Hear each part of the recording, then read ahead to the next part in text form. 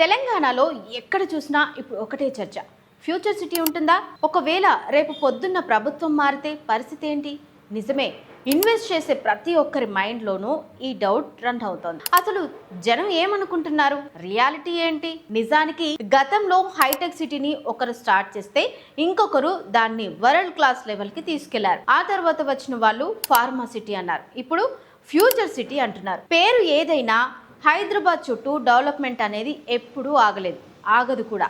ఎందుకంటే ఇక్కడ వేల కోట్ల బడ్జెట్, గ్లోబల్ కంపెనీల అగ్రిమెంట్లు, స్కిల్స్ యూనివర్సిటీ లాంటి భారీ ప్రాజెక్టులు ఆల్రెడీ గ్రౌండ్ లెవెల్లో స్టార్ట్ అయిపోయాయి. ఏ ప్రభుత్వం వచ్చినా నగరాన్ని వృద్ధిని, వచ్చే ఆదాయాన్ని, అంతర్జాతీయ పెట్టుబడులను అంత ఈజీగా వెనక్కి తీసుకోలేదు. ప్రభుత్వాలు మారినా హైదరాబాద్ బ్రాండ్ ఇమేజ్ మారదు. అందుకే ఎగ్జిట్ నెంబర్ 13, 14 పరిసరాల్లో ఇన్వెస్ట్ చేసే వాళ్ళు పెద్దగా టెన్షన్ పడలక్కర్లేదు. లొకేషన్ పవర్ఫుల్ అయినప్పుడు మీ పెట్టుబడి ఎప్పుడూ సేఫ్.